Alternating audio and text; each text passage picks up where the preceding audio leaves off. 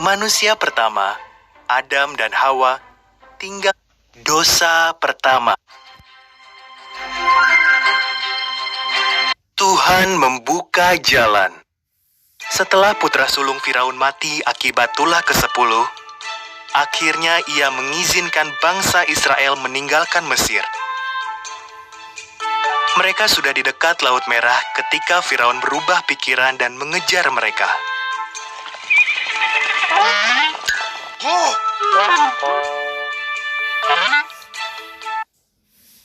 Ketika bangsa Israel melihat kereta-kereta perang Firaun, mereka amat ketakutan. Tetapi Tuhan menyuruh Musa mengangkat tongkatnya ke arah Laut Merah. Tuhan mengirim angin kencang dan laut terbelah. Tampaklah ada jalan yang kering dan bangsa Israel pun berjalan melintasi Laut Merah. Ketika bangsa Israel melihat kereta-kereta perang Firaun, mereka amat ketakutan. Tampaklah ada jalan yang kering dan bangsa Israel pun berjalan melintasi Laut Merah. Di kiri kanan mereka ada tembok air. Akhirnya mereka tiba dengan selamat di seberang. Firaun dan tentaranya mengikuti orang Israel masuk ke laut. Tuhan menyuruh Musa mengulurkan tangannya. Maka air laut pun bergulung-gulung kembali sehingga Firaun dan seluruh tentaranya tenggelam.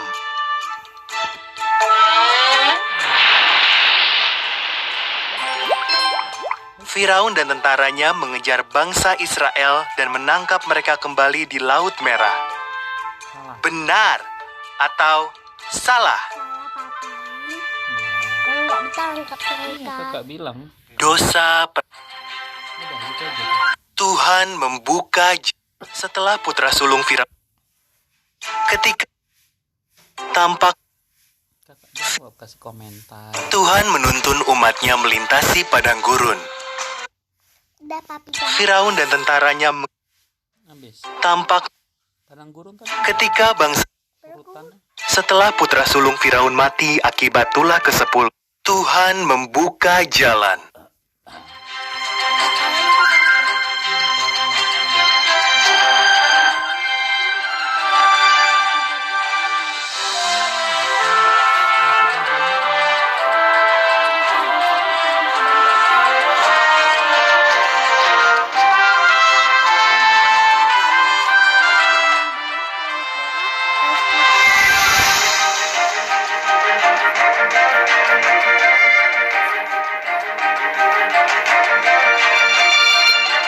Pencobaan di padang gurun.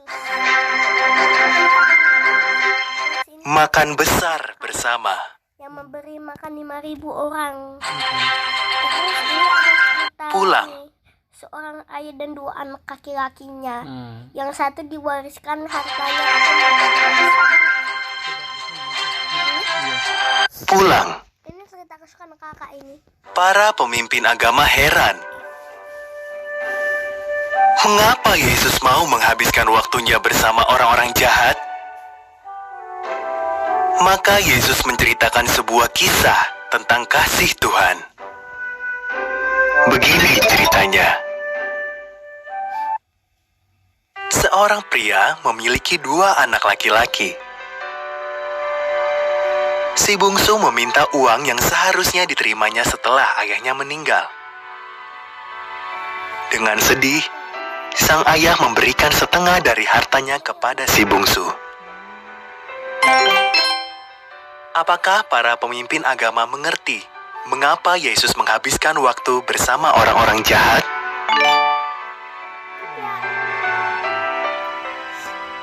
Karena kan mereka kan tidak mengerti loh kenapa Yesus mau menghabiskan waktu bersama mereka kan. Ternyata mau menceritakan Si bungsu pindah ke negeri yang jauh. berfoya- Dihamburkannya semua uangnya. di sana.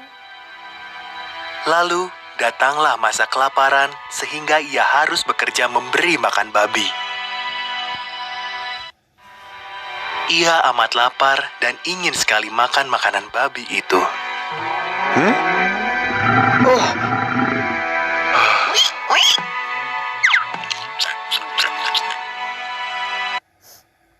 Hamba-hamba ayahku jauh lebih enak hidupnya daripada hidupku ini. Pikirnya, aku akan pulang saja dan mengaku dosa kepada ayah dan Tuhan. Mungkin ayah mau menerimaku menjadi hambanya.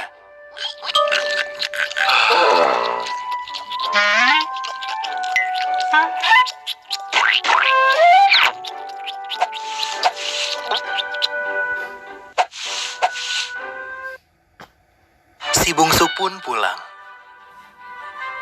Ketika ia masih jauh, ayahnya berlari menjemputnya lalu memeluknya. Aku tidak layak menjadi anak ayah, katanya kepada ayahnya.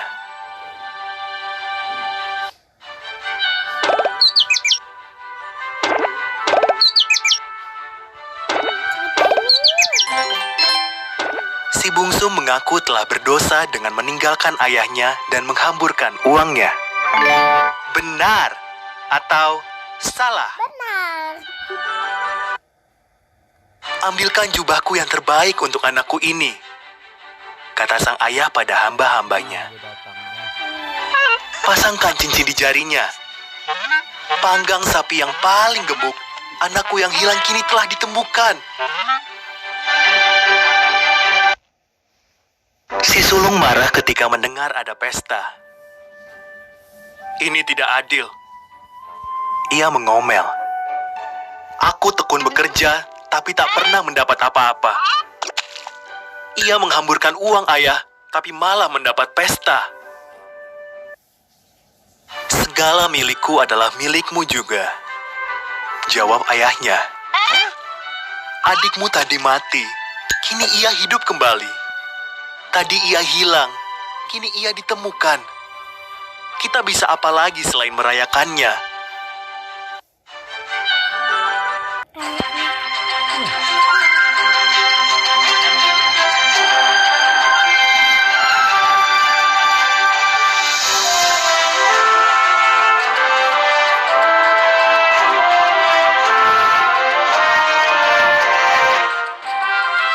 Janji kekal. Janji kekal, langit baru dan bumi baru. Coba. Yohanes adalah murid Yesus. Suatu hari, Yesus menampakkan diri kepadanya.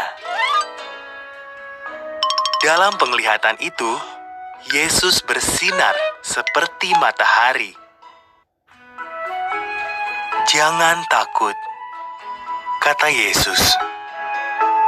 Dahulu aku mati, sekarang aku hidup kekal. Lalu Yohanes melihat langit baru dan bumi baru, ciptaan baru yang dijanjikan Tuhan. Langit dan bumi pertama serta lautan sudah lenyap semuanya.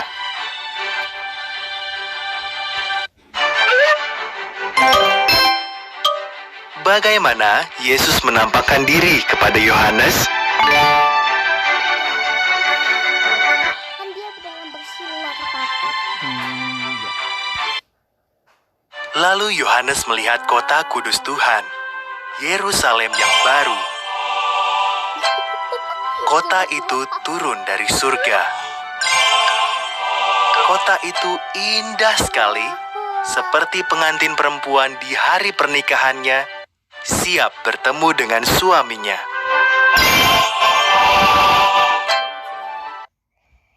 Lalu Yohanes mendengar suara yang keras dari tahta Tuhan.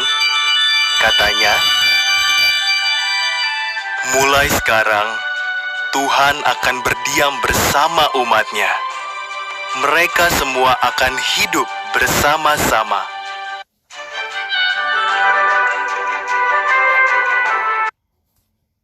Di langit dan bumi yang baru ini, tidak akan ada air mata, karena tak seorang pun menderita sakit, dan tak seorang pun akan mati.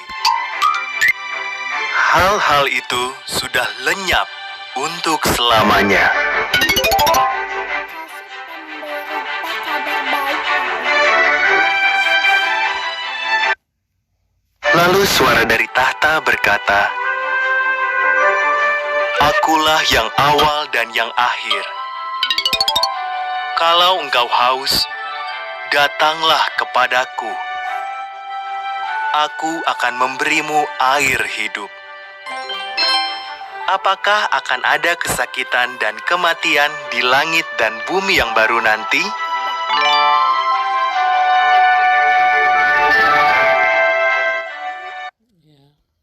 Dunia baruku ini disediakan bagi anak-anakku,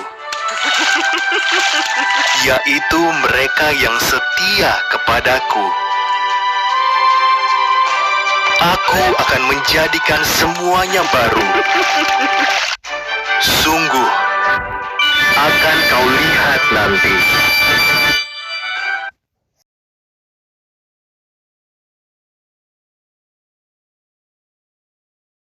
Dosa pertama.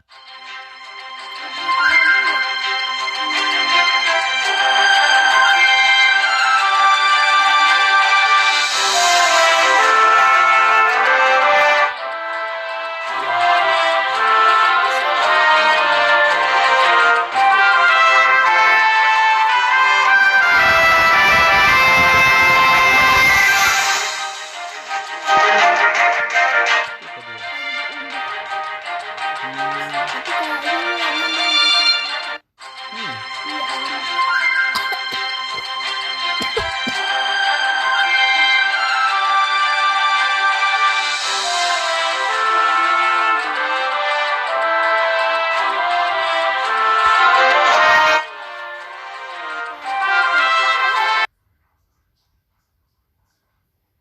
Mulai.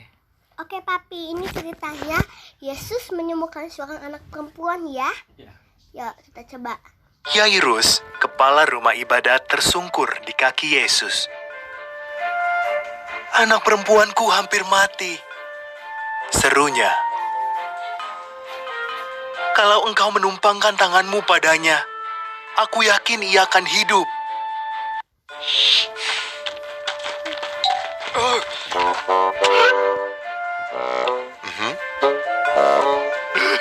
Yesus sembuh ya Yesus.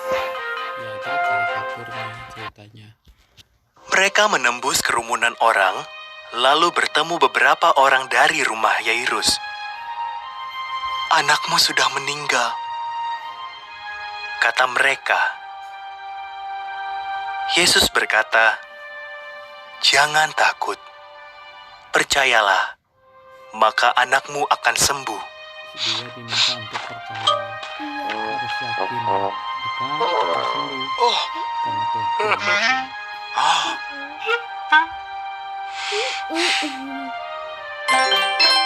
Apakah Yairus percaya Yesus bisa menyembuhkan anaknya? Iya ya.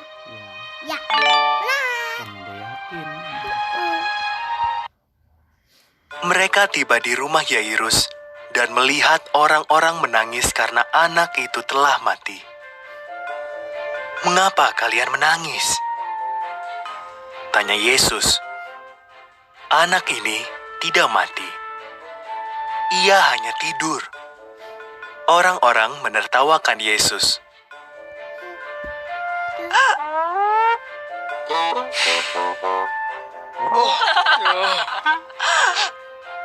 Mereka ketawa terus nangis lagi. Yesus beserta 3 orang muridnya, Petrus, Yakobus, dan Yohanes, masuk ke rumah bersama Yairus dan istrinya. Anak perempuan itu terbaring di sana, seperti yang dikatakan semua orang.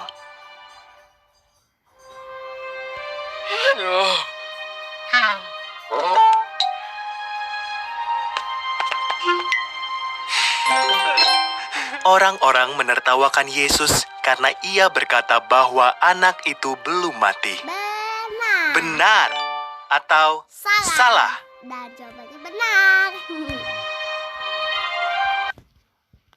Yesus memegang tangan anak itu. Lalu katanya, "Bangunlah, Nak." Anak itu pun bangun. Ia bahkan berjalan-jalan di kamar. Bangun dia.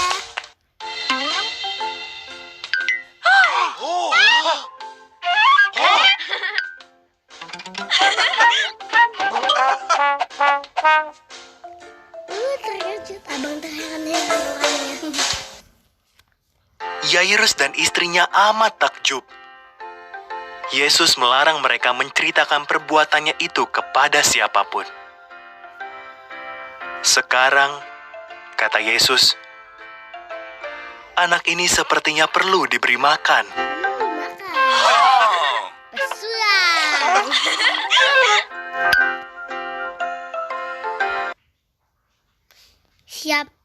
Siapa yang dibangkitkan Yesus dari kematian? Ini nomor 2. Kenapa nggak bisa? 2. Apa? Penting jawabannya bener nomor 2 ya. Hang ya. Ini nggak hang.